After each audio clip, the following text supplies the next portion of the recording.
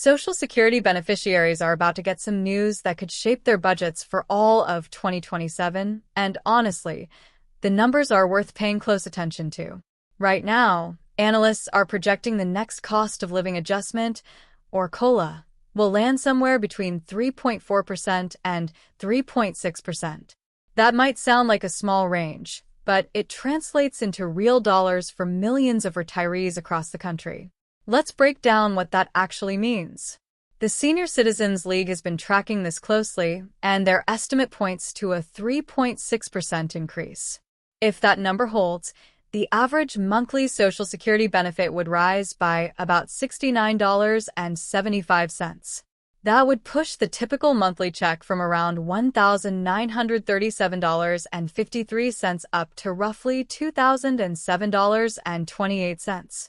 Stretch that out over a full year, and beneficiaries are looking at somewhere between $837 and $850 in additional income annually.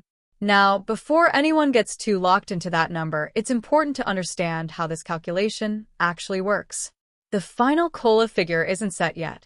It all comes down to third quarter inflation data, and specifically, the Consumer Price Index report for August is the piece everyone's watching right now. Here's something a lot of people don't realize. The months after that, October, November, and December, don't factor into the equation at all. So once that August data is in, the adjustment is essentially locked in, regardless of what inflation does later in the year. But the COLA isn't the only thing on the table.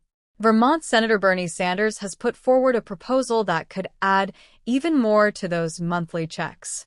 His plan calls for an extra $200 per month for Social Security recipients, which adds up to $2,400 per year.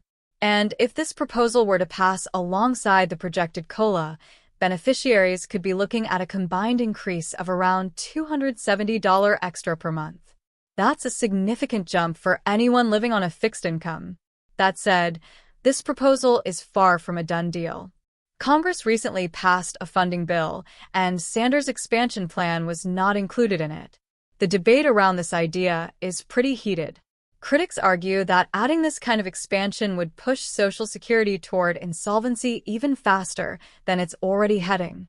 Supporters, on the other hand, say this kind of boost is exactly what's needed to protect seniors who are struggling to keep up with rising costs on a fixed income. And that brings us to the bigger picture here, because there's a long-term problem looming over all of this. If Congress doesn't take action within the next 6 years, Social Security is facing an automatic benefit cut of 22%.